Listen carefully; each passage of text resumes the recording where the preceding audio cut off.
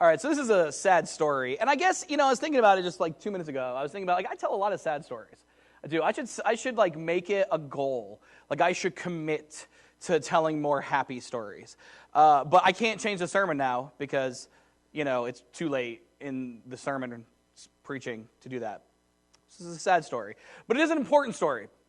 It's an important story because it teaches us a lesson about ourselves, and more importantly, because the story teaches us a lesson about ourselves, we can think about that, and then it actually ends up teaching us about God as well. And so that's cool. And so the story begins with this timeless truth that people love whiskey. People love to drink whiskey. I mean, it's just, I don't know what it is. Just whiskey is their favorite thing ever. And this has been a long-standing tradition for humanity that whiskey is a favorite thing.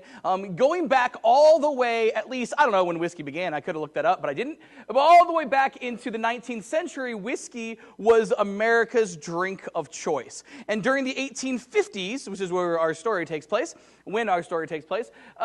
whiskey was the most popular drink in America of any kind.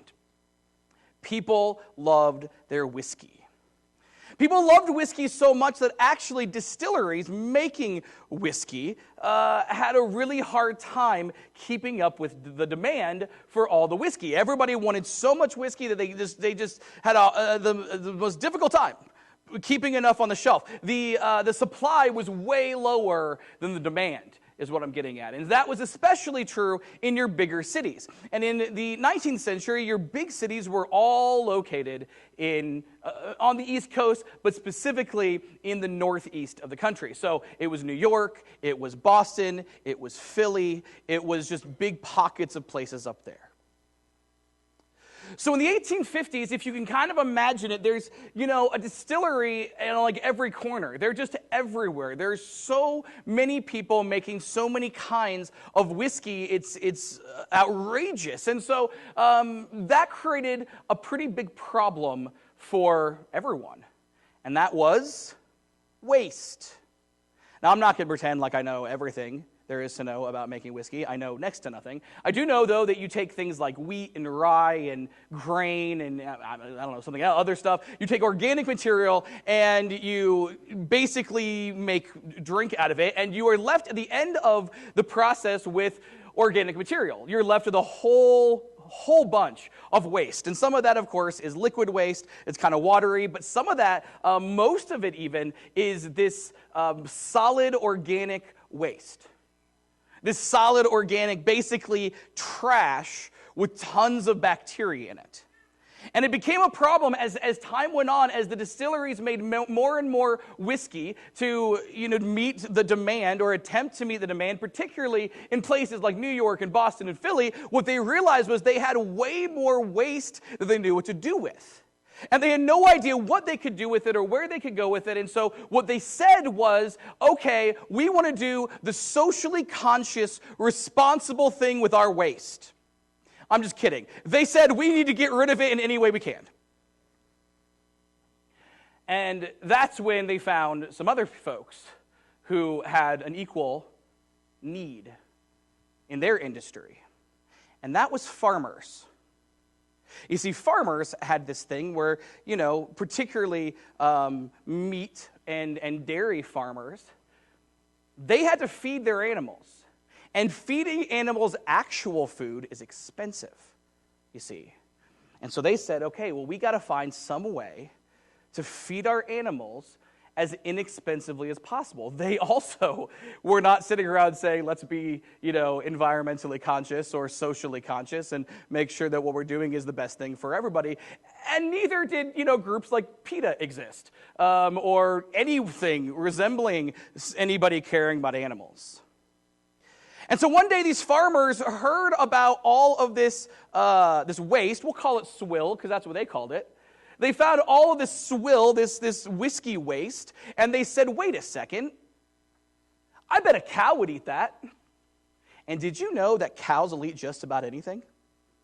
Turns out, they absolutely, if you put it in the feed bin and you put it in front of them, they will go to town.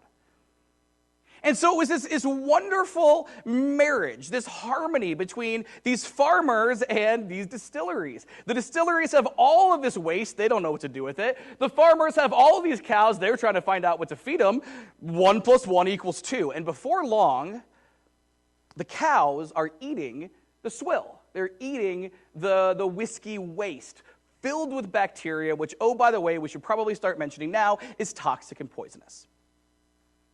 The farmers look at the situation and say, okay, well, very obviously this is not going well. It did not take long before the cows started to really start having effects of eating literal poison garbage, okay? So they would, their lungs were failing and their inner organs were failing. Their tails were falling off. They were having these giant sores all over their body. I mean, it was just not going well. In every possible way, these cows were deteriorating except for in one.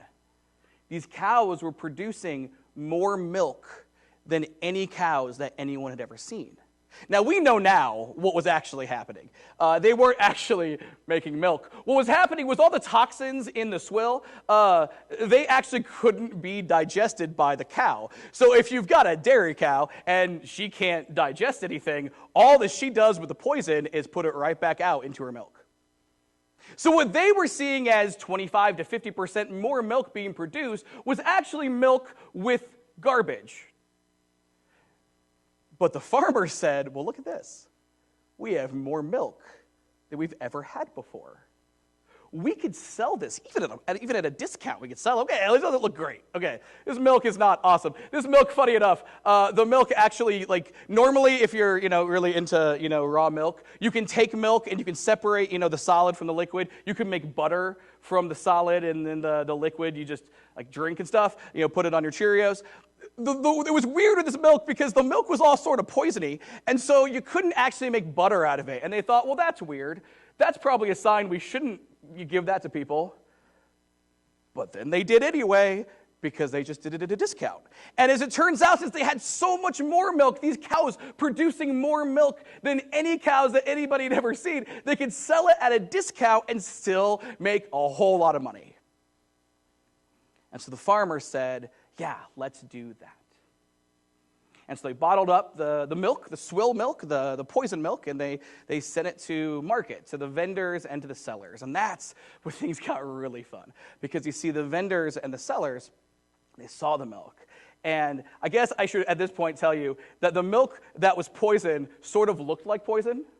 It didn't look, they said it had a real dark bluish tint to it. It was real thin and sort of grainy and awful, and nobody wanted to touch it.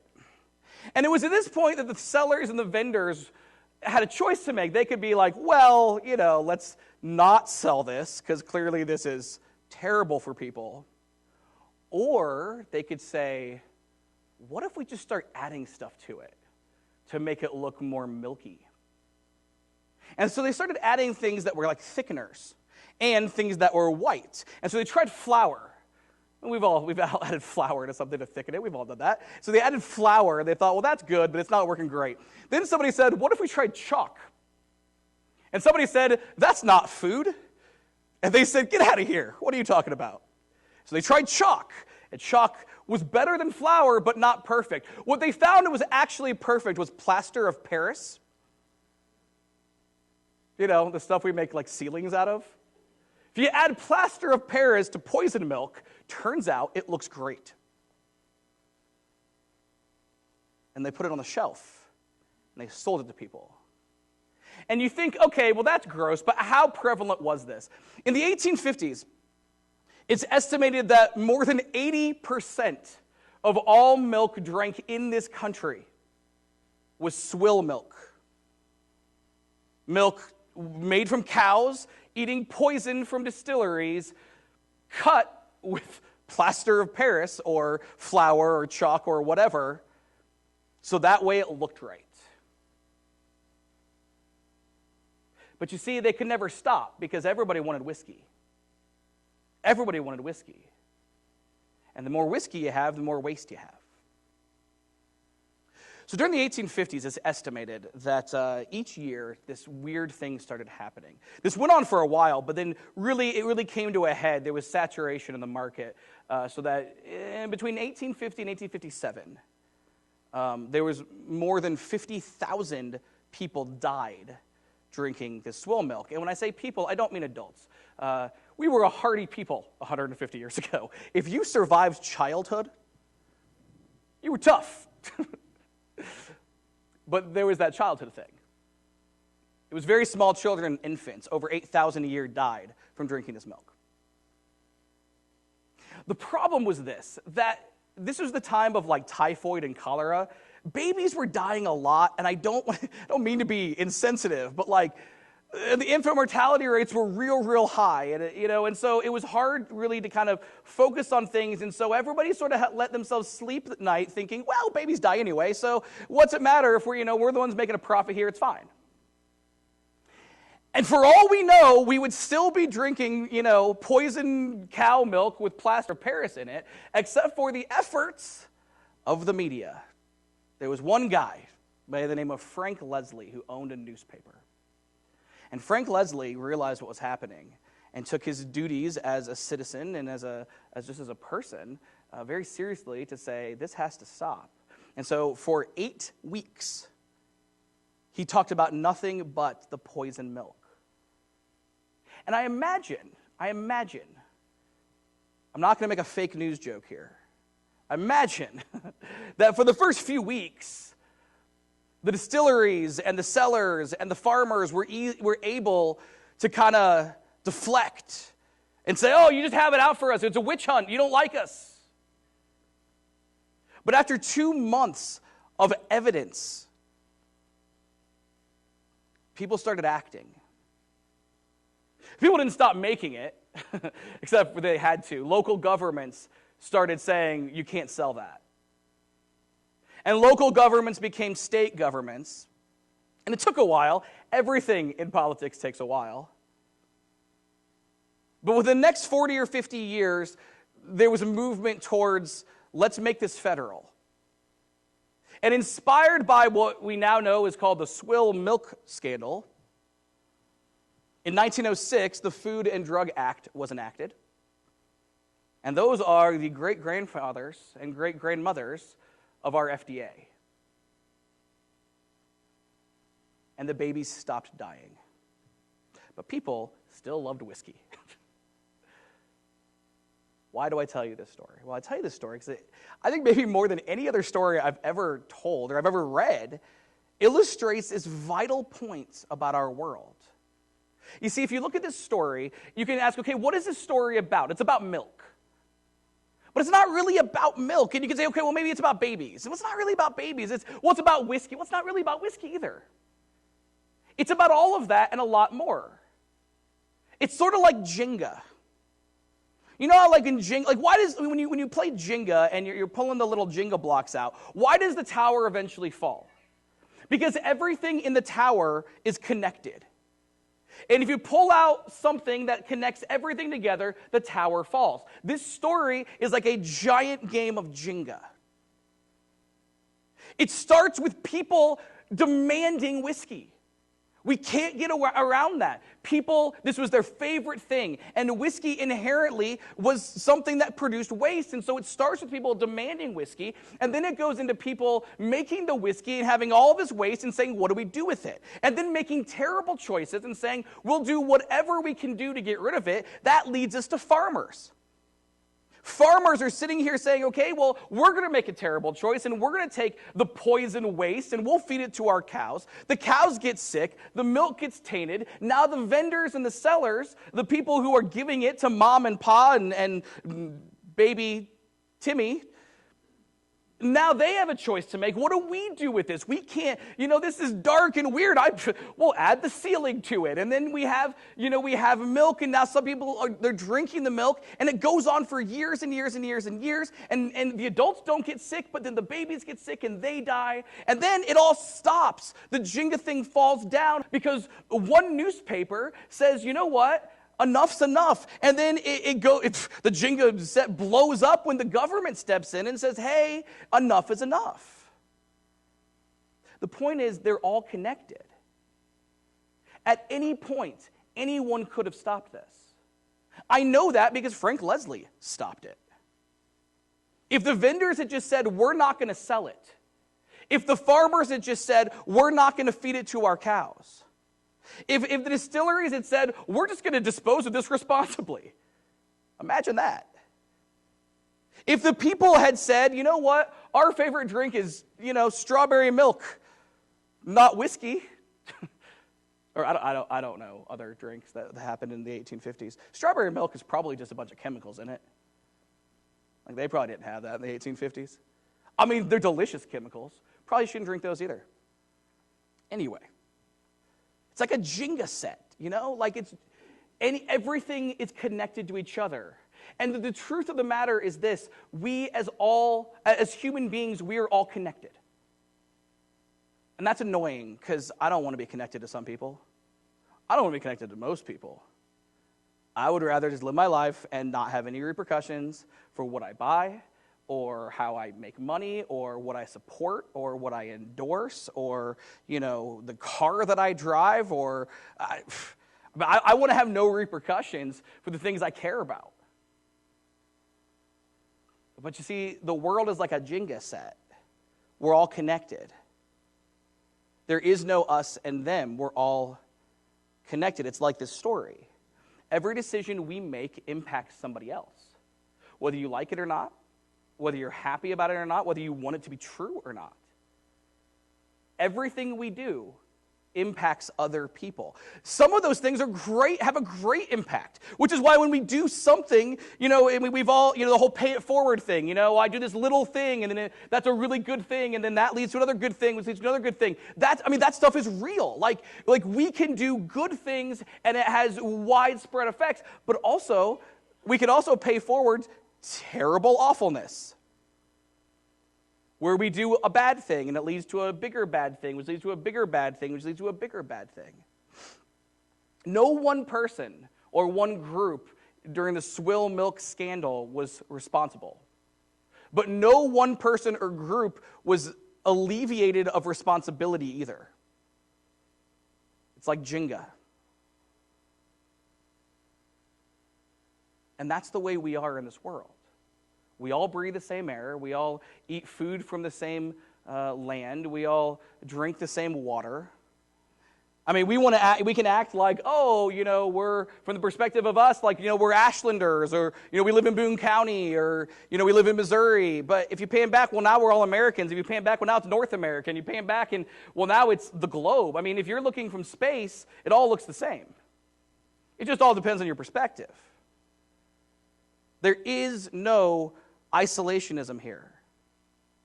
Because everything we do, even trying to isolate ourselves, has an impact on other people. Like it or not, that is who it is. That is what it is. And so because that is true, because that's true, I think that when we approach religion, that sometimes we approach religion with the wrong idea. Because we say, okay, well, it's true that all of us are impacted by everything. So then we think, well, I bet God is impacted by everything. I bet that this whole interconnected system, this Jenga set, I bet that God is part of that. And we live as if God is part of that. We think, okay, well, we worship God, we do these things, and that makes God happy, and that makes God, God's really like, that's what God needs. Or, I sinned, so now I've offended God, I've hurt God, and that's how we approach God. We think that God is just part of the Jenga set. But God is not at all, in any way, part of the Jenga set. Realizing that we are helps us understand that God isn't. One day, a long time ago, the Apostle Paul was preaching in a place called Athens, Greece. And he was talking to different people of different religions. There were the Hebrews, and there was the Stoics, and there were the Epicureans, and there were just all these different people.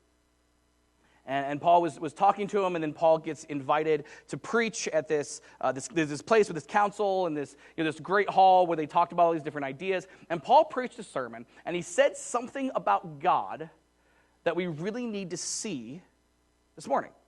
This is what Paul said in the book of Acts. He said, "The God who made the world and everything in it, being Lord of heaven and earth, does not live in temples made by man, nor is he served by human hands, as though he needed anything. Since he himself gives to all mankind life and breath and everything." Now, at first, this seems like a really radical statement, okay? Paul says God is not served by human hands. In other words, we cannot help God. There's nothing you can do that helps God. It's in the sense of, God existing. God is not like, it's not like when we sing or we take communion or whatever, like God's like, oh, that feels great. That's what I needed. That's not, God is God, okay? God is not served by human hands. And also, there's nothing you can do to hurt God.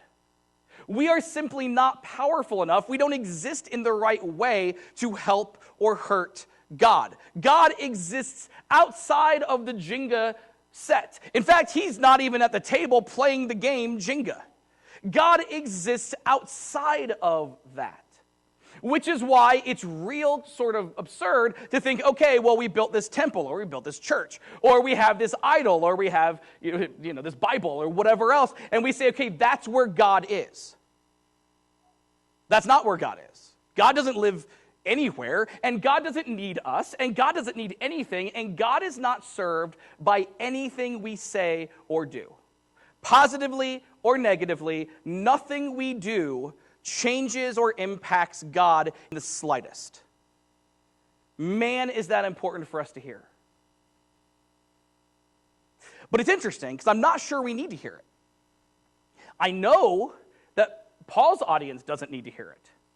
We started this sermon series 5 weeks ago by talking about how there's 18 major world religions, that there's 46, or there's 40, I don't know where I came up with 46, there's 40,000 Christian denominations. Nobody can agree on anything. We talked about how, you could ask 100 people, 100 religious people around the world the same question, and you're going to get 100 different answers potentially.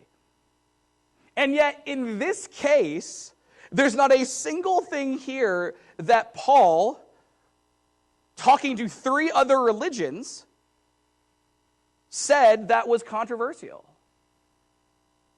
All 4 religions here, okay, Paul is the Christian, okay, so Paul said it, so we can assume he agrees with it, but then he's talking to Hebrew people, right? And the Hebrews believe, going back to Genesis chapter 1, that God made the world out of nothing. Necessarily, God exists outside of heaven and earth and life and death and reality and everything, because God made all that stuff. So the Jews should not hear God is not served by human hands and say anything other than, yeah, okay, good.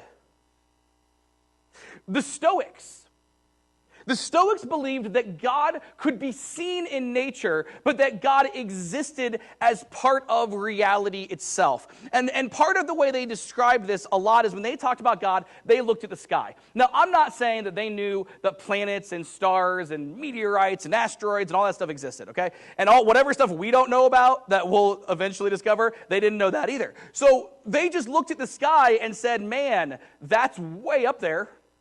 There's definitely stuff up there we don't understand. There's stuff up there we don't get. The Stoics looked at reality. They would have never said, oh yeah, Jupiter needs us. Or, oh yeah, those stars over there need us. Or I can serve, Saturn. That's not the way they looked at it. They understood God needing nothing. They said directly, we can read from their writings, God needs nothing. The Epicureans were even more direct than that. The Epicureans actually believed that while the gods exist, and mainly one god that they cared about, the gods existed, They did not believe that God interceded in this world at all. That there was nothing you could look around and say, oh, God did that, or God influenced that, or God cares about that. They saw God and the gods as being totally divorced from our everyday life. Which, of course, means that we can't get to them because they have no interest in getting to us. We have 4 religions here. And all 4 religions, hearing the phrase, God is not served by human hands, would have said, well, yeah, of course. Of course God is not part of the Jenga set. Of course he's not even at the table. Of course, the distilleries and the vendors and the farmers and the milk, that doesn't impact God at all. God isn't changed by that. He's not hurt or helped by that. They would have all agreed. Which begs the question, then what were they doing? Why did they build temples? Why did they have idols? Why do the Jews have sacrifices? I mean, like we could attack we could make fun of the Greeks all we want. The Jews do the same stuff. We'll talk about that next week. It's all the same stuff. So why? And a better question then, why do we do that kind of stuff? Like, why do we believe that if we sin, that God is personally offended? That God is, somehow God is hurt. I'm not angry, I'm hurt. Why do we think that about God? Like, why do we think that when we sing songs that God's like, yeah, that is what I needed this morning. I needed to pick me up. The coffee wasn't doing it. But you sang that song, Blessed Be Your Name, is my favorite. Man, I love that part. So, like, why do we think that? Why do we think we're doing God a favor when we get baptized or take communion or, be part of a community of a church? Like, why do we do that? And I know, okay, we may not say it out loud, but we feel that. And I know we feel that because we feel guilt when we do something wrong.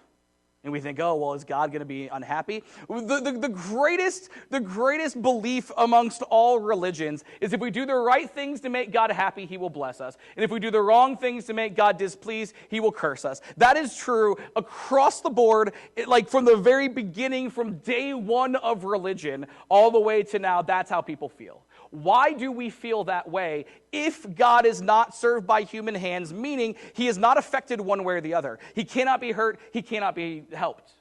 Why? And the answer is because we're people. Because what we believe and what we say we teach and what we do and what we feel, it gets mixed up sometimes. Because fear gets in, because tradition gets in, because superstition gets in. Because, let's go ahead. I'll hedge my bet. Just in case I'm wrong and God is in the Jenga set, I'm going to make sure I do the right thing. But that's an incredibly unhealthy way to live, I think, and an incredibly unhealthy way of looking at God, and not at all the way that Jesus wants us to.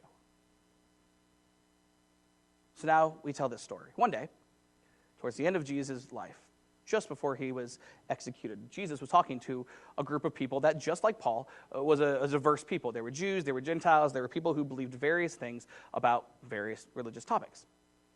And most of them had realized that Jesus was either the Messiah or somebody that was Messiah-esque, or somebody who was at least claiming to be the Messiah, and okay, maybe he's a crazy guy, but he's claiming to be the Messiah. And so Jesus was talking to these people about various ideas, and one of the things Jesus talked about at length was that he was going to die. That's something you hear from Jesus from almost day one in his ministry. He's telling people, I'm going to have to die. And the people were very confused by this, because the people who believed in him as the Messiah were saying, well, the Messiah doesn't die. The Messiah conquers. The Messiah doesn't die. The Messiah does the killing. The Messiah doesn't die. The Messiah is the one who rules over everyone through force. And so Jesus was trying to explain to them that's not the way he understood the Messiah, and that's not the way he understood life and death. And that leads us to this exchange, which we read just a few days before Jesus is crucified in John chapter 12. Jesus said this. He said, "Those who love their life in this world will lose it.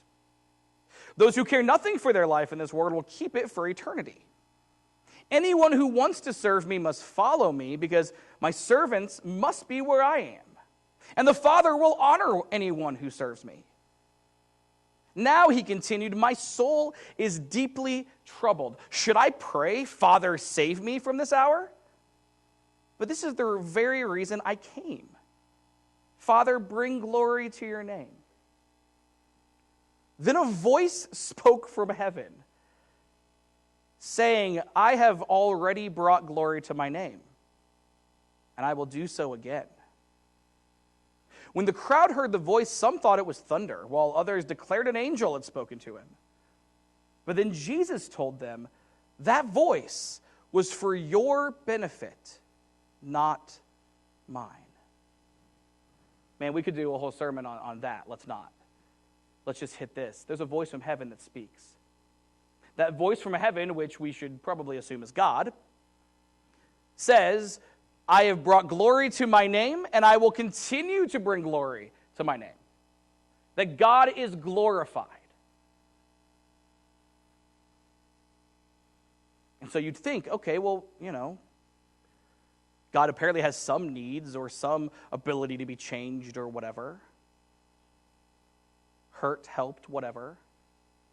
But then Jesus clarifies and tells the crowd, that voice you just heard was for your benefit. Now we can ask, okay, well, what part of the voice? Was it that the voice spoke at all, that there was a voice? Was it what the voice said? And the answer, I think the best answer is yes. Both of those, yes. Which tells us this, that God speaking, if we can pan out a little bit more, God speaking directly in the world benefits who? Not God. It's not even Christ who is God in the flesh. It's people. God acting benefits us. And in fact, God saying, "I have glorified my name," benefits us. The glory of God, we could say, is for our benefit. Which is to say this, those songs we sing on a Sunday morning, I don't have any evidence that God needs those. But I know that I do. To help center my heart, center my mind, and help stop thinking about me all the time. I'm a real selfish guy. But I sing these songs, and now I think, okay, well, this is what it's about. And they help me. And I take communion, and as I take the juice and the bread, I can't believe that God is, well, look, Drew ate the cracker. Yes! But I got to tell you, when Drew eats the cracker, man, is that a comfort for some reason. Man, does that bring me peace to think about Christ, to think about who I am not and who he is, and who I should be. I can't believe that when I was baptized, that God was like, "Hey, we dunked in some water. That was cool. To do that again." But if I understand the scriptures of the meaning there, the metaphorical meaning, the real meaning, we connect ourselves to God's Spirit. We connect ourselves to forgiveness. God looks at us and says, "You're mine." And that's all amazing stuff. That sure sounds like, Jesus saying, if somebody follows me, God honors him. And we can go down the list. Guys, your faith is for you. It is a gift from God. It is grace. It is mercy. It is God saying, "I know what you need. I have no needs, but you're in the Jenga set. And in this Jenga set are people who will feed babies garbage trash and not care if they die." That's the Jenga set we're part of. And so God gives us grace. And God says, "Let me show you what love looks like. Let me show you what service looks like. So you can be different. So you can be better." Because God is not served by human hands, but you know who is? Is me and you and everyone we're connected to. You can hurt people with what you say and do. You can help people with what you say and do. And so the God who is neither hurt nor helped by us serves us in love, gives us gifts in love, saves us in love, and says, there, go and do likewise. This morning, in our 5th week of our series called God Is Not. And this is a hard one because it cuts against our fears. It cuts against our traditions. It was hard for the 4 religions in Athens. It was hard for the multiple religions Jesus taught. I mean, this is a hard thing to really and truly grasp. And there's also the thing where, like, I just said I'm selfish. The point here is going to sound real selfish. I mean, there's part of this that sounds like, whoa, who do you think you are, Drew? But it's not about who we are. It's about God, who's not playing the game, who's not connected to the game, showing us his love so we can play the game better. Our 5th lesson, and sort of the end of this series, is this. God is not served by human hands. So he has served us so we may serve other people. God is not served by human hands. So he has served us, so we may serve other people. It is to our benefit that God speaks and acts. It is to our benefit for all of this. And we just need to say this right now. We are doing God no favors by being here right now. We are doing God no favors by being Christians. We are doing God no favors by worship and religious acts of service. We're doing God no favors. We can't do God a favor. We just can't. But we're doing ourselves a favor. And as we take care of our own hearts and souls and spirits, as we accept the service and love of God, we can be different. We can be people who serve others. And I can't get this story out of my head. I'll be honest, this was a dumb thing I saw on Instagram. Leah told me to follow this stupid page on Instagram, and it popped up. And I read it, and it was at night, and I couldn't get it out of my head. I just couldn't. I could not get this thing out of my head. And I'm reading other stuff about it, and I just couldn't do it. Because I just think, who could have stopped this? This went on for at least 7 years. More than 50,000 small children died. And no one said, hey, maybe we don't do this. And maybe they didn't know exactly what was happening, but man, they knew it was poison. They knew the cows were dying. They knew the milk had to be, mixed with cement to look like milk. And over and over and over, they just said, They didn't take seriously this fact that we are all connected. We're all connected. Everything we say, do, believe, promote, buy, how we make our money, what we do with our money, who we are as people impacts other people, for better or for worse, and what we choose to do and choose not to do. And it doesn't hurt God. Pretty sure God is unhurtable, or at least from our perspective, from what we can do, God is definitely unhurtable. But man, we can hurt others. Or we can help others. And that's the gospel. God in Christ served us. So we in Christ serve others. Man, that's the gospel. And I know that's hard to grasp. I know it's hard to get. But if God is not served by human hands, then that's the way this is. And so we're invited today and every day to take very seriously that truth, to take very seriously that idea, and to say, as Christ has served me, I will serve others. So when the musicians are going to come forward, they're going to sing a song. We offer an invitation each and every week to take God up on this and say, I want to do things God's way.